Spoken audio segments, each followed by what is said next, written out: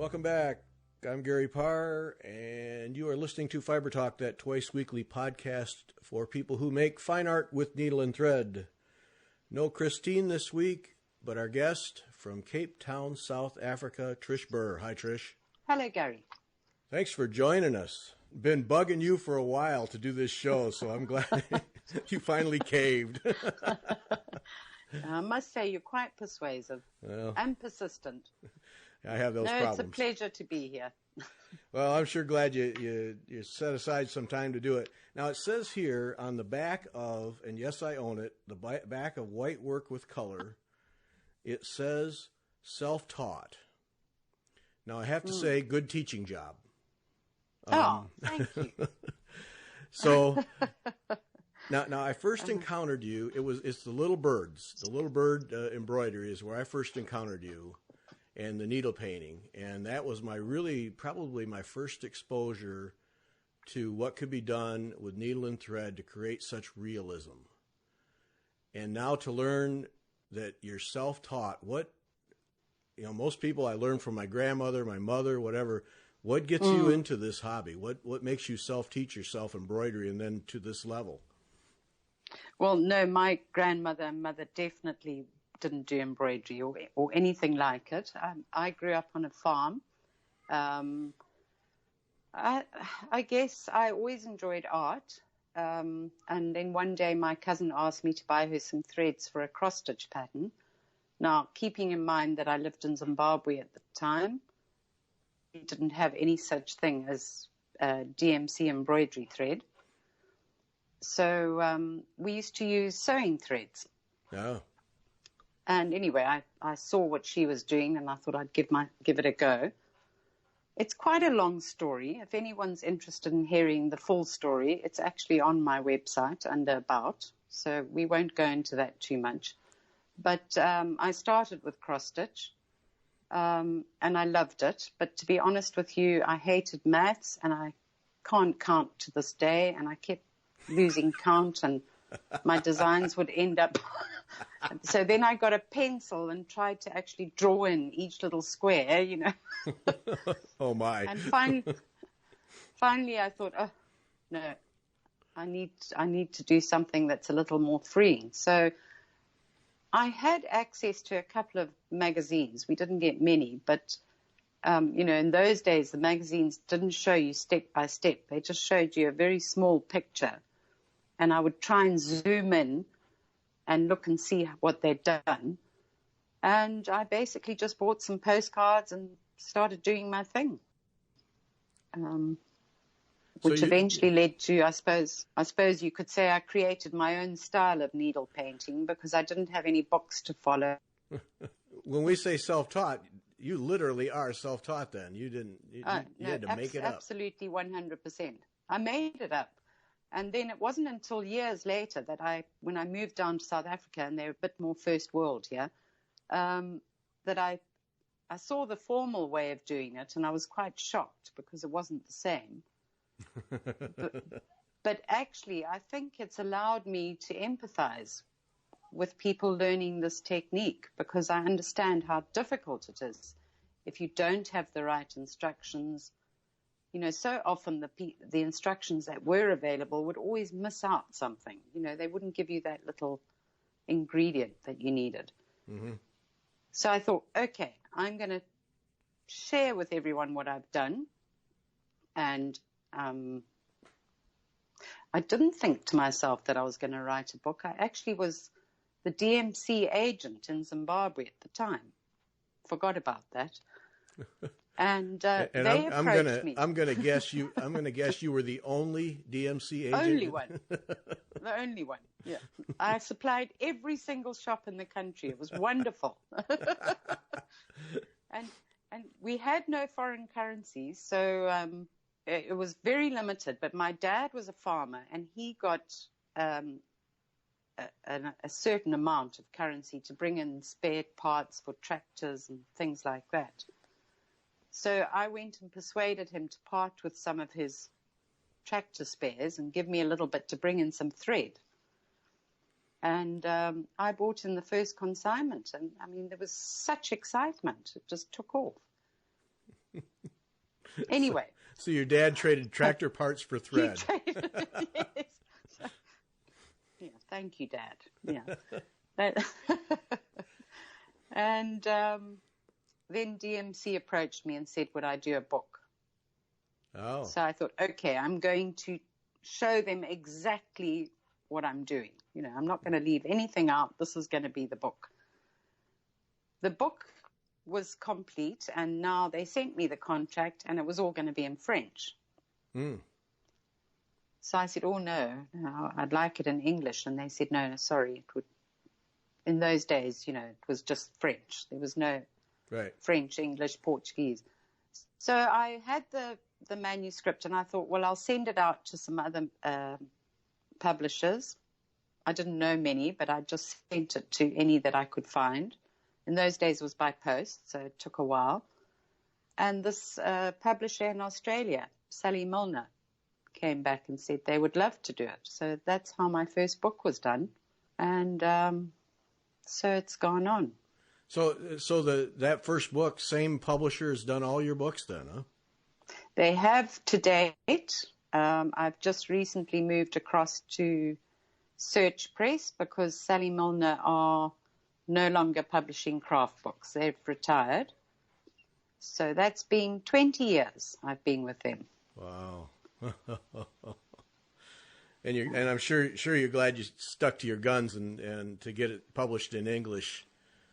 Yes. Rather than French. Yeah, I got to believe the French market would have been fairly limiting. Ironically, I would do anything to get my books published from English into French at this stage, and that's so easy. Oh, no. But anyway, it's worked out, and I mean, it all took off without me knowing about it. I was just sitting in my little bubble in Africa. It was happening in the rest of the world. So it's always been quite surprising to me, you know, that I have this following, which I actually don't know exists. I go to other countries and teach, and I hear about it, and probably a good thing. Keeps me humble. Yeah, I wouldn't. I would think you'd be quite surprised if you knew the extent of your following. I would think so. Yes. That's all right. Enjoy your humble little world. It's okay. Enjoy my humble little world. Yes. Yeah. So that's unusual that early on or relatively early on in your stitching career, if I can call it that, and I guess I can, that you would do a book right out of the gate. Did you, when you wrote that book and when you actually discovered how other people did needlework, did you find that what you had taught yourself was that far off of what people did? Not completely, but, you know, there obviously is the formal method that has been used by, say, the Royal School of Needlework for hundreds of years. And yes, my method is different. I actually was asked to teach at the Royal School of Needlework in 2015. The first time they'd had an outsider come in, purely because they wanted to know, they found that their students were finding their method quite difficult. Oh. So it was very daunting, I can tell you. I was very nervous. But anyway. Yeah, I got to believe that's intimidating to walk into that place. It was very intimidating. And I had teachers in my class. Oh, you know, no. really. Oh, no. Oh, that's the worst. That's the worst. Oh, dear. Anyway, I can see, you know, obviously they have to maintain a certain amount of tradition, but at the same time, they do make it very laborious. My method's very easy and anyone can do it. Mm-hmm. Honestly, anyone can do it. And I've had complete beginners in my class who've walked out of their stitching. So, I don't know, I suppose Picasso and Van Gogh, they didn't follow the rules. I just didn't follow the rules. That's okay. Well, I mean, and to me, that's one of the neat things about needlework in general is there is really no right way. there are ways that people like you to believe are the right way, but if you can get the job done, who cares? And absolutely, and I just think it's wonderful. I follow these young people on Instagram, and I just love the way that they're embracing the different mediums and styles of embroidery without any formal training. They're just doing their thing. Yes. And the results are amazing. I mean, some people use 6 strands of thread. I just can't use more than 2. 2 is my max, and even then I don't. But they get the results, so good for them, Yeah, well, it comes back to that young people who don't have years and years of that's not the right way, this is the right way, and yet they see something, they want to create it with needle and thread, and they just have at it and figure it out. And yes, it is refreshing, and that's where the hobby, any hobby or anything evolves too. Just people just willing to try. Absolutely. Yeah. And I know you're going to ask me that question just now about what would be your number one tip for embroiderers, and we might as well say it now. Well, I wasn't going to ask that question, but what is your number one tip? Okay. We'll push it to the front of the queue. Okay. It's exactly what we've said. Just don't be scared to try. It's really not that difficult, and you don't have to have any training. You don't have to have any artistic talent, because everybody expresses their creativity so differently. I will give you a pattern, but there'll be 100 different results, and each one will be just as beautiful and just as wonderful. Can you imagine if we lived in a world full of Picassos? It would be so boring, It's Yes. Just give it a go. Yes. Really. Yes. And yourself, we were saying earlier, what a wonderful therapeutic hobby it is. It can get you through some really rough times. It can get you through some happy times as well, but there's just something about embroidery. Yeah, that's powerful.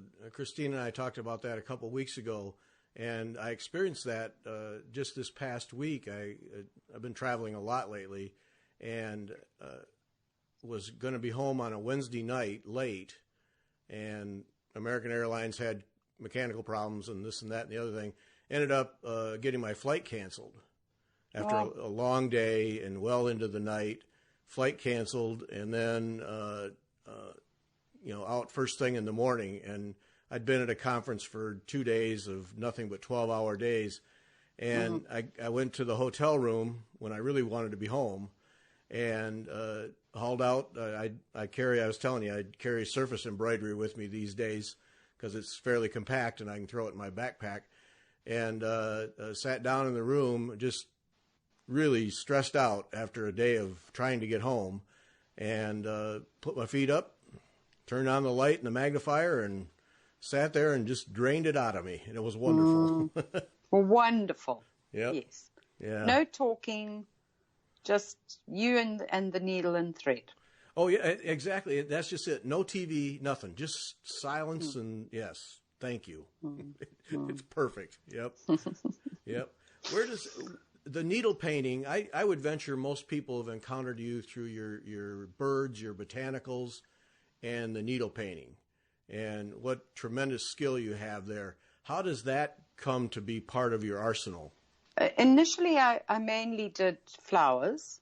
I've always enjoyed botanicals. I used to draw them a lot. And then we all like to challenge ourselves. I thought I'd try some birds. I actually didn't know how to do them. So I worked it in sort of layers, messy layers, thinking, well, that's how the bird feathers grow. Let's just go with it. And it worked. So I began birds. So to start with, I did do my style of needle painting, birds, botanicals, and then I had always had an interest in the sort of French style of whitework, the La Broderie Blanche. So I used to dabble in that on the side. But when I got serious about it and got an online shop and started selling kits, I thought, well, I think I better specialize in something and rather do it well. So I specialized in needle painting. You know, to do the birds, I mean, that was where I think I first saw an example of your work was the birds.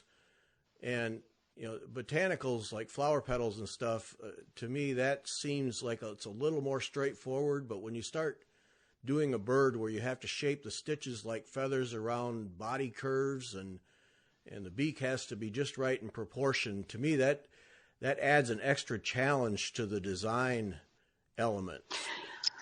Actually, no, you're not quite of course right. Not.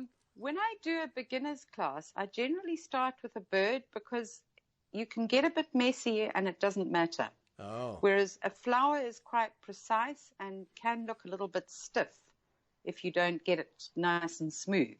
So, you know, everyone's got this thing about smooth shading. The smoothness actually doesn't come into the stitches. My stitches are not smooth. The smoothness comes into the good gradation of colors. So if your colors are right, they will flow. Just like a good sunset, they flow. Okay. So most people can work with birds because if it's not perfect, it doesn't matter. It just looks like a fluffy little ball and everyone goes, oh, wonderful, you know. But interestingly enough, you get people who cannot go messy. They are the most difficult students. Okay, they're normally absolute perfectionists. Their homes are neat as a pin. They dress neatly. Everything about them is neat. So when you ask them to go outside the lines, they can't do it. So possibly they would be better with flowers, but most people find it easier to do birds. Yeah, that's going to be me. Mm-hmm. Yeah. That's going to be me. Give it a go. Try some of my free tutorials and you'll see. It's fun. Oh, I have your free tutorials. I have whitework-with-color. I have all of them. I have them. I've just not made that leap. Good. I've not made that leap because it is, and that's the thing, and that's why I've been hauling embroidery with me on the road, is because, you know, needlepoint is where I started, and the precision of it, and getting the stitch tension, you know, everything just right. And then when I go to do embroidery, I feel like the shackles are completely off, and it's almost a little scary to me because I don't feel like I have boundaries that keep me contained. Mm-hmm. Mm-hmm. And that's absolutely correct. Yeah, that's what happens with cross stitch. You count, you know where to put everything. It's a little bit of a transition, but once you do it, you will love it. You will love it. Well, I'm picking away at it. I'm teaching myself because good. Good. But I have to stop at times because I'll sit there and study an illustration, looking for precisely where to put this and that, and then I have to just step back and say, no, you don't have to do that. No. That's the problem. Is everybody wants it to look like the picture that they're stitching. Yes. You must never look at your neighbor's work. It won't be the same. Just do your thing. And the more relaxed you get with it, the better your work will be. I'm not saying it doesn't take practice. It does take a bit of practice. And I sat with little pieces of fabric, trying stitches in different directions and trying to get round corners and curves. But what it comes down to is you only have a straight stitch. You can't make a stitch curve. Mm-hmm. Nobody can do that. So it's all illusion. It's all illusion. It's drawing in your guidelines and sticking to those lines. The way you do it is you actually shorten your stitches, get them as short as you can, and make lots of short stitches, and then you can get around a curve easier. I'm sitting here actually doing the thing with my hands now, trying to explain to you, and I've just realized you're not looking at me. I was just thinking that she's talking with her hands. Doing the teacher thing.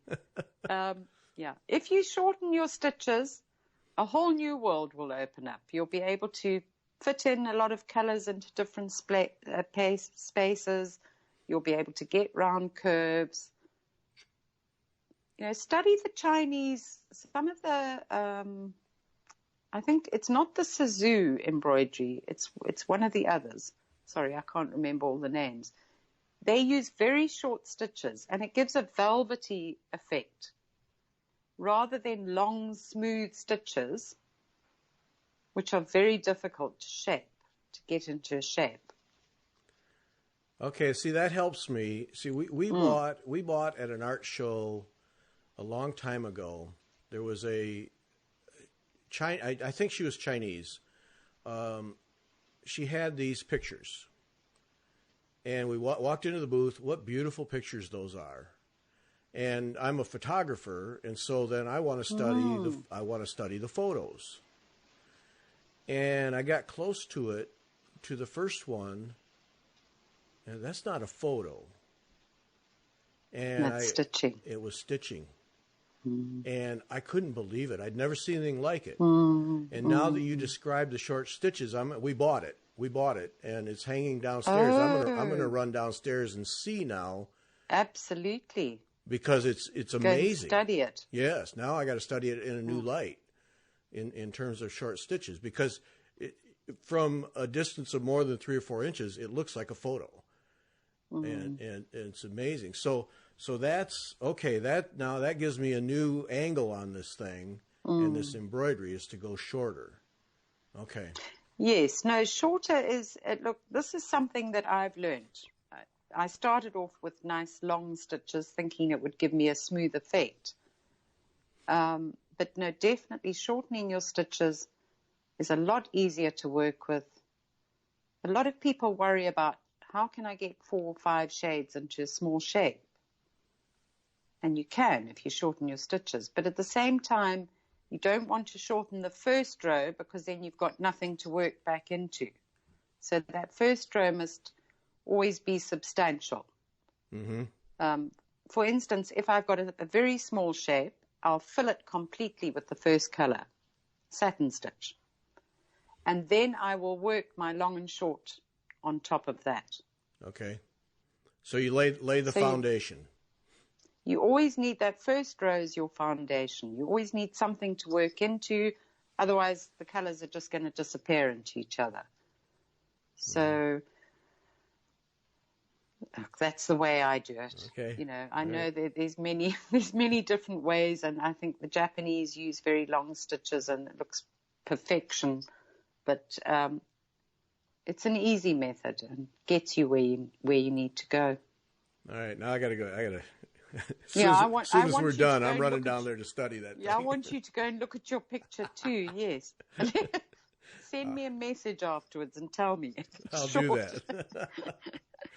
Yeah, because that was the first time I'd seen anything like that done with thread anywhere. Because everything I'd ever looked at was needlepoint, crewel, cross stitch, and I'd never seen any embroidery done like that. Even the embroidery that had seen up to that point didn't approach that. No. They are the masters. They are, and I mean they've been at it for thousands of years. You know, so it's handed. It helps. It does help. Yeah, and that was the other thing in white work with color. That when we see the images, and it's always so deceptive on when you see them online on the screen because everything fills your screen. But so many of your designs, actually virtually all of them, are really quite small in size. And because when you look at them, almost the reaction is, oh, that to get that done would take me years. But then if you look at the actual design, they're quite small, and it wouldn't take you nearly that long. And so to me, it makes those designs much more approachable in that I don't feel like I have this lifelong project in front of me. Well, I'm glad you see it that way, because that is the theory behind it, is that people are busy and they get bored. Well, I get bored. So, want to move on now, on to something new. So I try to cater for it. I've got a saying in my house that this is what the people want, which is what Bishop Muzorewa used to say in the old days in his political speeches, and I say, this is what the people want. Occasionally I'll do something, big to cater for those that like to get their teeth into something, but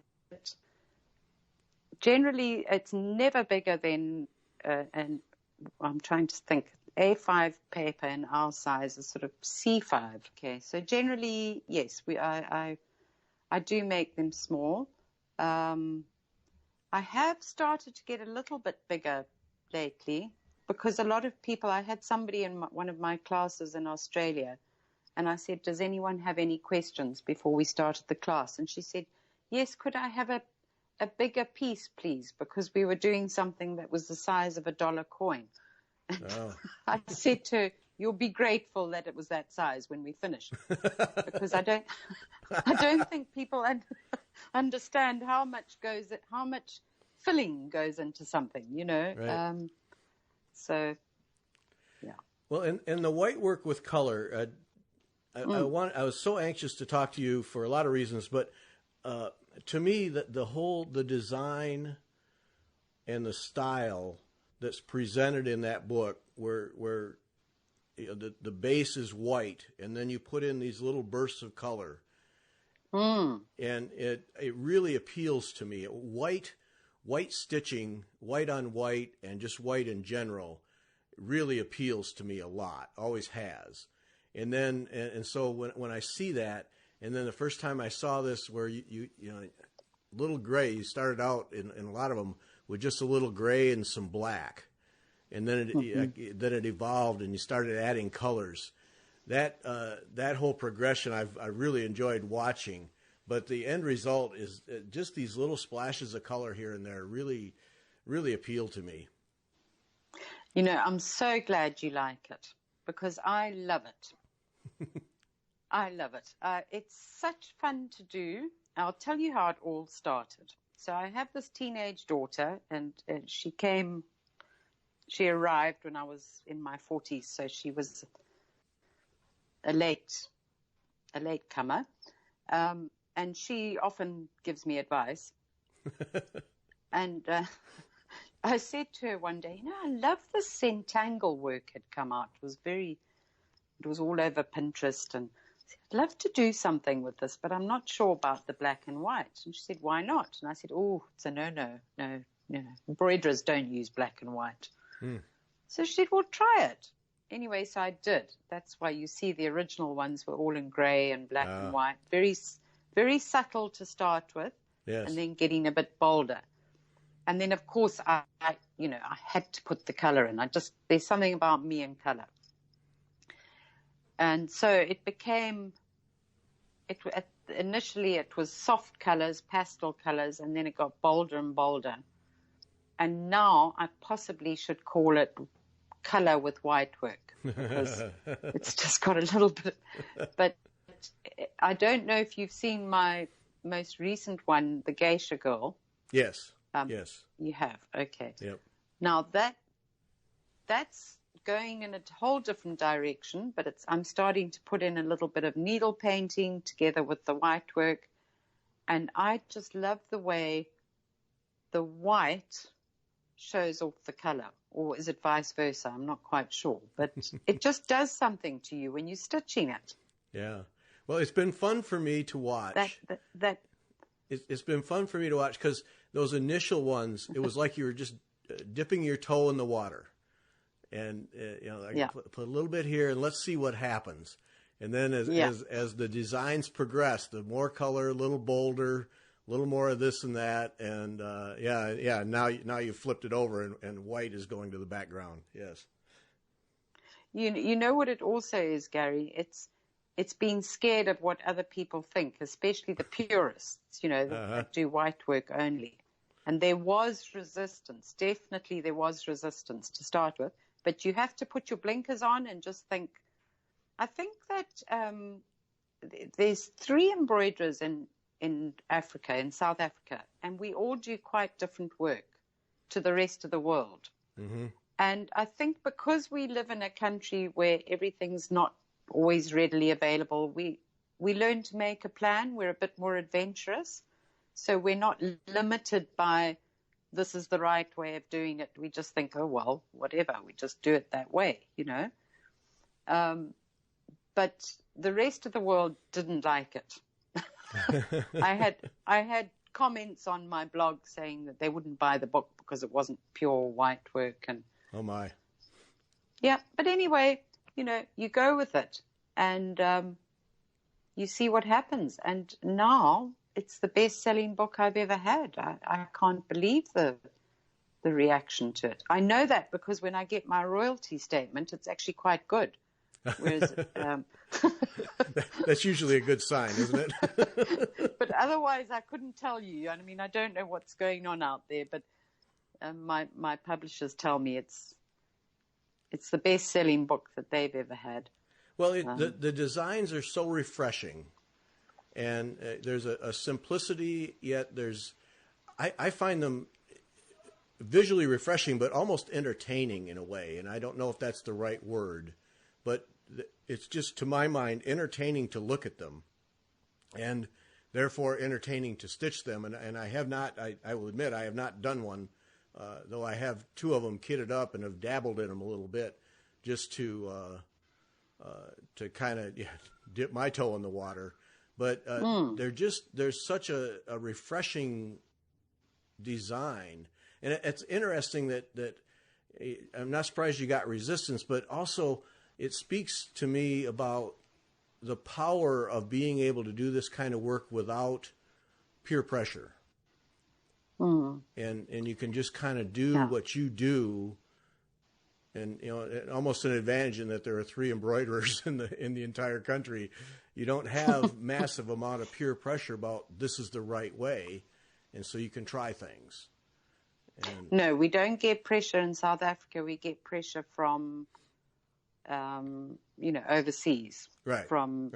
You know what I mean? From the guilds and the people that have done it a certain way for so many years. But anyway, that's all changing, as we said earlier. You can see what people are doing on Instagram, and anything is possible. I mean, people are doing embroidery on tennis rackets, and so I don't feel so bad anymore about my crazy ideas. You know, it's yeah, I saw that tennis racket. Now, I made a note of that the other day. Somebody had done stitching on a tennis racket, and that pulled me up. Like, wow, what an idea. I know. But it's a grid. Anything is possible. It's a grid, stitch on it, yeah. It's a grid, yes. That's right. Yes. So give it a go. White work with colors is good fun. I think it's got a slightly more contemporary look. So it probably fits in with our homes a bit better and with our lifestyles a bit better. And so once you overcome the fear of the padded satin stitch, which I don't do it the right way. I do it my way, and it works. So, you know, if you can just practice that a little bit and get that right, the contrast between the padded white and the flat color, it just works. Yeah, to me, in all of your designs, that's what really gives them the life, is that padded satin stitch. You really use that to advantage many times. I love it. Yeah. I love it because I can do it, you see. I didn't like it when I couldn't do it. But now I found a way. That's great. That's great. So now let's see, 1, 2, 3, 4, 5, 6, 7, 8. You got nine books, including your new Floral Alphabet ebook. Yes. Wow. Oh, yes. I mean, that's for any designer, that's a tremendous lineup of books. Yeah, that is quite a lot, isn't it? Fun to put them together? Fun to put them together, or just a lot of work? No, I've enjoyed it. I enjoy doing books. It is a lot of work. And I think possibly some of these early books should go out of print, but anyway, they stay in print for some reason. I'm a bit embarrassed about them. They were some of my earlier attempts, and I look at the pictures and the photos and I think, oh my goodness, they're over pixelated. And, anyway, it's changed so much. I've done a book every 2 years since 1999. So, so you have one. You have one on the table all the time, then. Literally, the publishers they work it out that's how the market accepts it. I suppose you know that with your publishing world, your magazine publishing. Yep. You don't want to give the customers too many, and obviously they need time to stitch the projects before you bring in the next one. So. It's changed such a lot. I mean, the first one I sent out, it wasn't done on the computer. It was all done by hand. The second one, I think Microsoft Windows had started to come in, and we were using that a little bit. But now it's 100% done on the computer, and it's fantastic. And I draw all my own diagrams. I've taught myself how to do that. I do all my own tracing outlines. I draw them in Corel Draw. And I love that side of it as well. I find it very exciting. So Corel Draw still exists? Excuse me. I know you Photoshop people. It's just as good. Well, Illustrator. Well, no, but see, this is so fun to hear you say that, because I've been doing publishing as long as you have, without a doubt, because I learned before computers existed, before PCs, personal computers existed. Typewriter. I used to be able to be a superb typist. Yeah, absolutely. Yeah. Thank you. There we are. See, we're the same generation. I knew we were. Yes. No, I was a secretary, and I could type, I don't know, what was it, 60 words a minute or something. Yeah. Without error. That's the key. I can hit that delete key so fast anymore, it makes me nervous. Yeah. But but if you had to correct it and retype it, you learned to not make errors the first time. Yes. Yeah, absolutely. But that's interesting, because you've been through that same progression of publishing, where with a PC, and then the early drawing and layout programs, and because I remember Corel Draw when it first hit the market, what a huge hit that was. And I did not know it still existed, because we use Adobe, all of Adobe's products. I know, which frustrates me. I use a little bit of Adobe, but I'm much more familiar with Corel because I've used it since its inception. So I just know my way around it. You know what it's like. Oh yeah, it becomes your tool, and you don't want to. It works, and you don't want to learn something else because you have works. Yes, I know.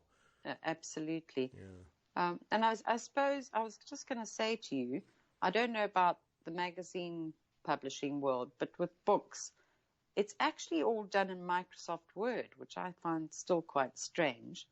But basically, you put in your text, and then you put in little gaps, and you say, insert diagram 1 here, insert diagram 2 here. And then the editor and designer put it all together. But my job is just to do it all in Microsoft Word. Well, that's what we do. Our original manuscripts are all done in Word, and then they're sent to the artist who flows them. We use InDesign for page layout. Okay. And so that work is done at the artist end, and then we have InDesign on our machines, so those files come back, and then we work with them. On that end, but we still start. The raw copy still has to start with Word. I mean, I don't think. Oh, does it? Oh, that's interesting. Yeah. So that hasn't changed. No. No. Now, my first book, I didn't know that, and so I did the whole thing with the pictures in place and sent it to the publisher. And apparently, it was absolute nightmare for them because yes, I can imagine. they had to try and take and in those days the pictures jumped around, because right. you couldn't just put a picture in and it stayed. Oh no, those early versions were awful. Oh, they were just awful. Yes. Oh dear. And then Microsoft marketing Word as a publishing tool. No, it was never a publishing tool. It was useless. Yeah. Yeah. Oh, I can imagine they were just pulling their hair out trying to fix that. Oh, they were. And I thought I was doing wonderfully, So I just got a beautiful book at the end. And then when we started the next one, they told me, please, don't do that. Yeah, on their end, hey, Trish is doing a new book. Yeah, have a meeting with her. Yeah. Yes. Yeah. And do it soon because.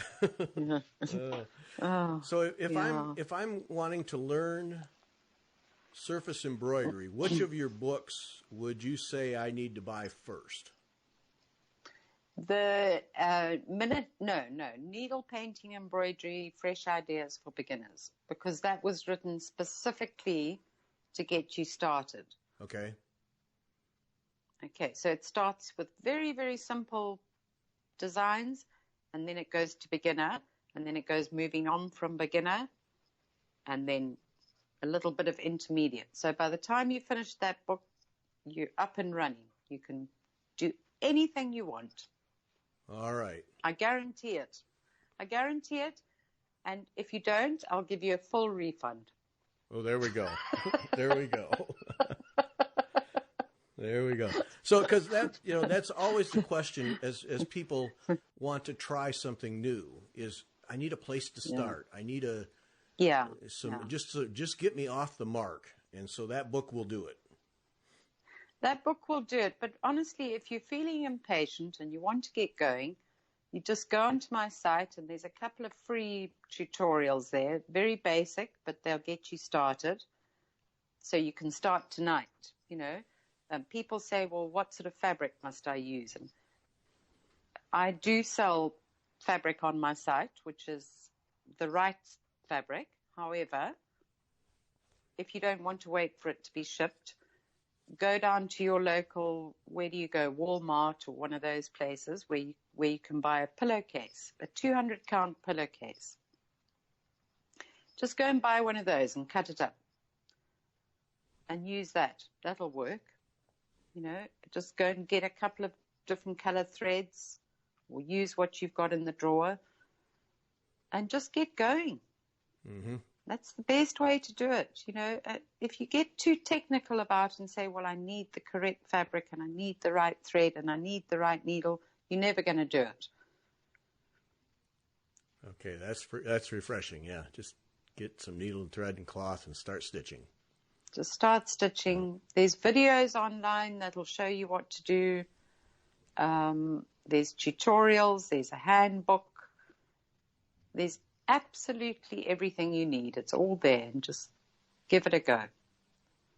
Okay. And in the meantime, place your order on Amazon for the book. And I suppose you don't have to wait very long over there. It probably comes the next day. Pretty much, yeah. Pretty much. Yeah, it's frightening what they're doing. I ordered something. It wasn't needlework related, but I ordered something last week on a Saturday, and they delivered it on a Sunday. And really, I didn't need it right away, but it said because with the Prime membership, it said this is available tomorrow. Just check this box, and I checked the box just because I didn't believe them. Order on a Saturday, get on a Sunday, and sure enough, showed up. So, yeah. Amazing. Unbelievable. Yeah. I'll take it. So I did, and I had to leave for a trip the next day, so it was just sat there in a box. But I just had to see. I simply had to see. So we're gonna run out of time here, and I wanted to talk about your online efforts, because you just announced here a couple weeks ago a significant change for you. And you've been through several progressions with your online store as your business has evolved, and then your most recent announcement is you're scaling back so you can actually stitch. Take us through all of that and what the evolution there, because it's interesting in that it's really in a relatively short time grown quite quickly, and then now you're saying I got to back off. That's exactly what happened. It grew very quickly. I've taught myself again all the e-commerce things. I've set up my own website. My daughter was supposed to help me, but she broke her ankle, so I had to figure it out.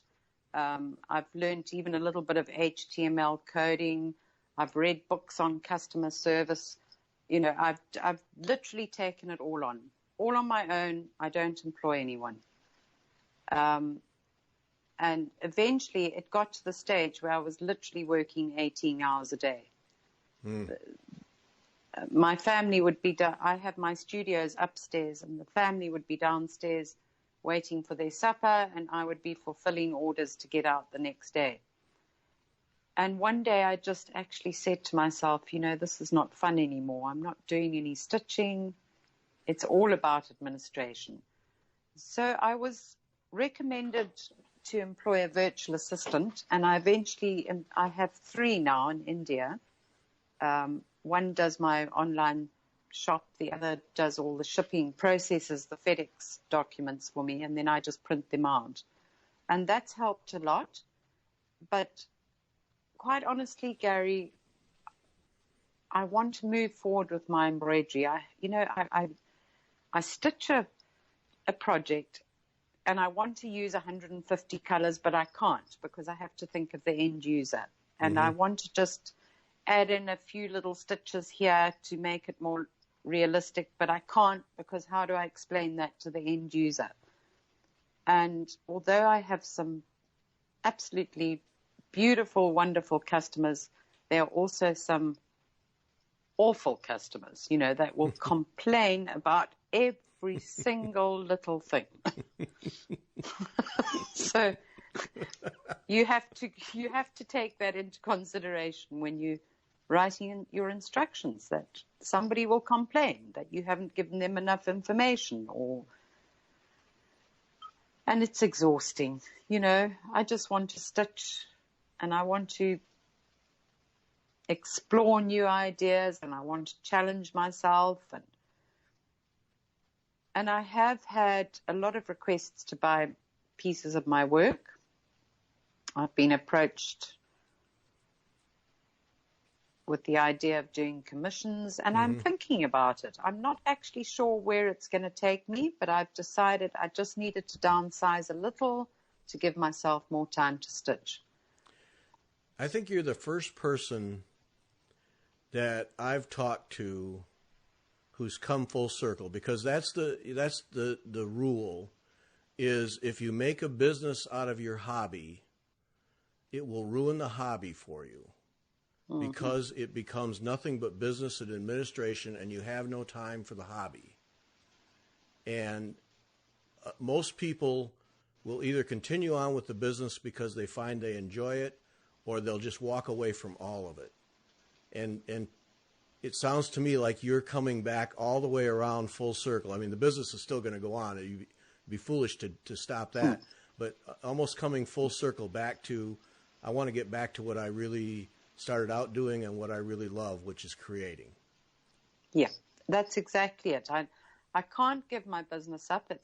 It's too hard. I've spent so much time and hard work on building it up. But what I'm trying to encourage is that people will buy more PDF patterns, which of course there's no shipping involved, because that is my most time-consuming thing, is shipping, processing packages to get them out, and I spend most of my day doing that now. I don't want to employ anyone because I work from home, so I had to make a decision as to whether to go and get new premises and employ people or downsize, and it's been a hard decision. It hasn't been easy. There's been many tears shed in the process, and driving my family mad, but you know, I think it's the right decision. I've had to contact my printer and my screen printer and, let go of all of them. And that's been difficult. And I've told them not to get rid of my files yet, because who knows, I might go back, But yeah. Yeah. Well, I'm just gonna see what happens. Yeah, and I would venture. I'll keep you posted. Yeah. Well, many of us will follow you regardless. But I would venture that as you talk about, I want to move on to more challenging designs and more challenging needlework. I would venture that there is a market for that too. I have. I think there are those seasoned embroiderers who would like something a bit more challenging. And I will continue to provide patterns. But I have actually, from time to time, I've sold a few of my embroideries, and they generally get, I have people who buy them before they even put on the site. And so I would like to try that. I would like to sort of work more towards pieces of art. And I'm hoping that some big New York art gallery is going to approach me. No, no, not really. But anyway, she'll accept your call. Yes. The thing about it being that when I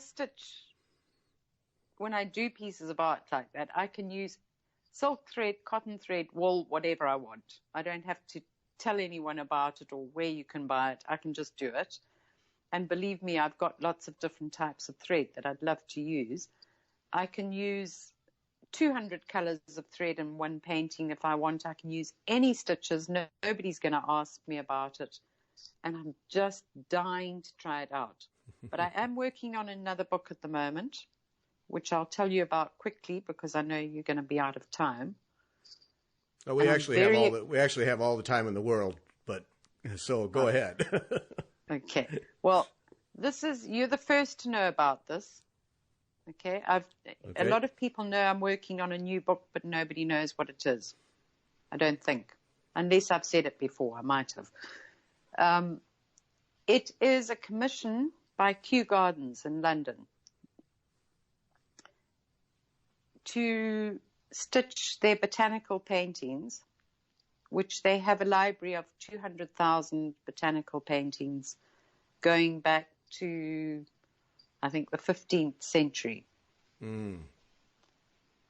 And out of those, well, obviously I haven't looked at 200,000 pictures, but I have looked at least 2,000, and I've had to whittle it down.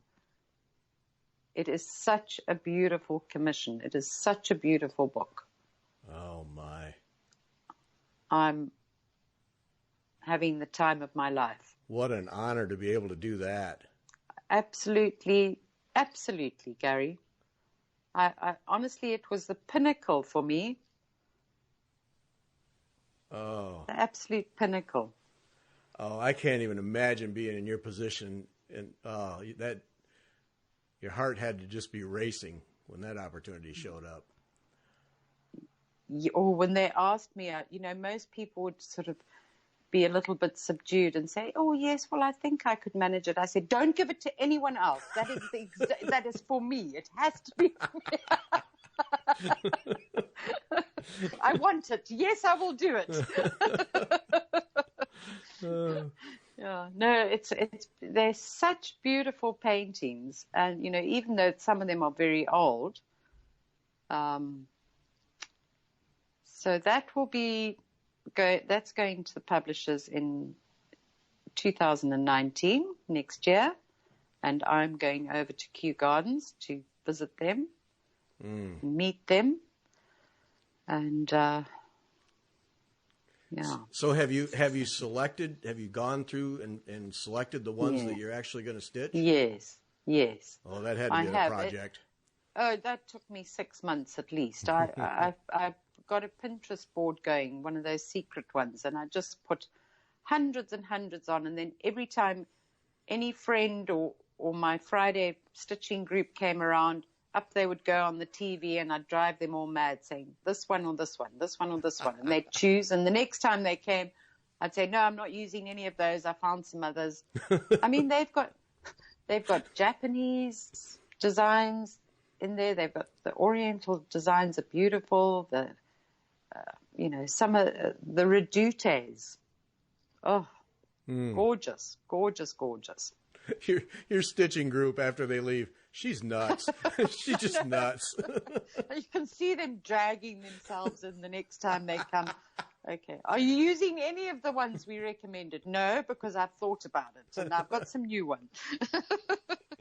The woman is just batty.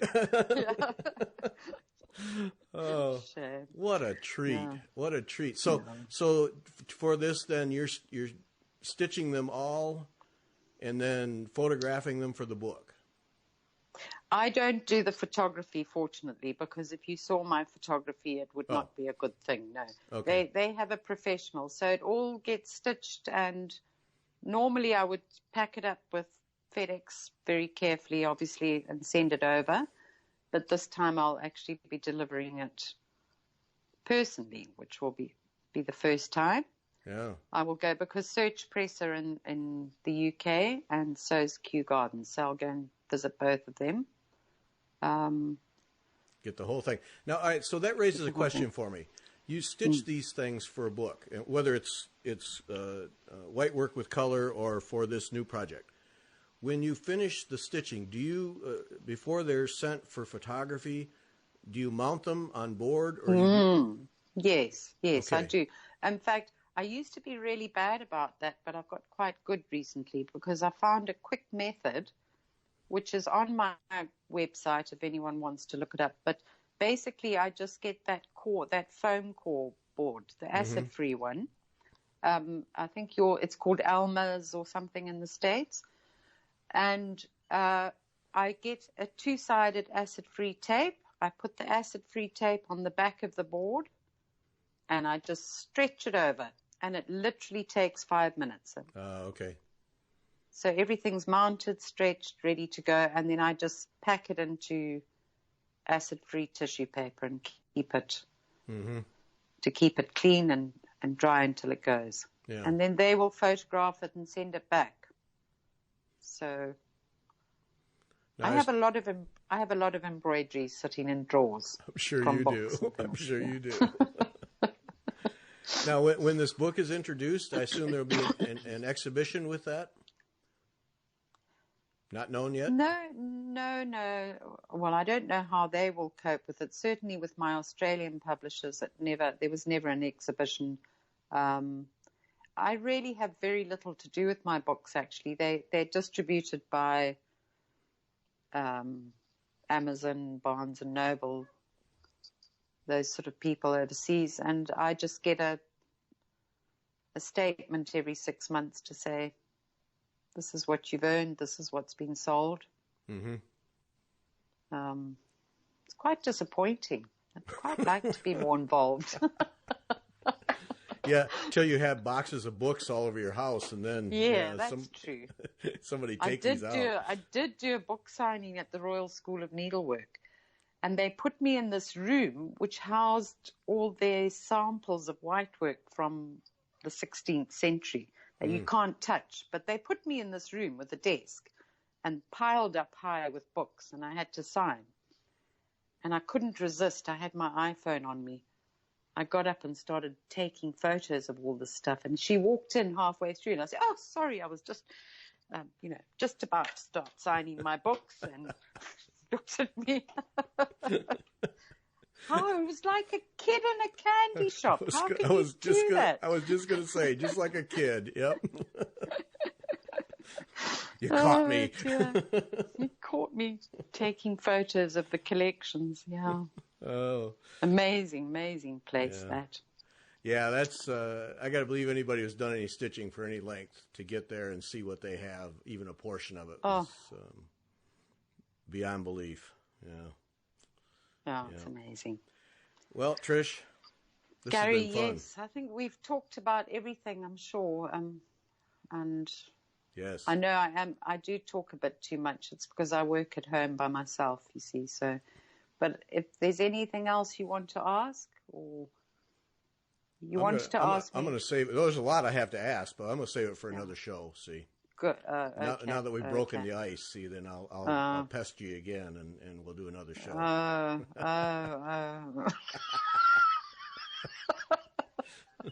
Oh dear. That's how it will work. Yes. I'll block your email. Oh Gary. no. I have ways, Trish. I have ways. Yeah, I'm sure you do. All right. Okay. Thanks so much for doing it. Well, thank you for having me, and have a wonderful weekend, and get onto that whitework stitching. I'll do that. All right. Okay. And thanks to everyone for listening, and Christine and I will be back on Wednesday.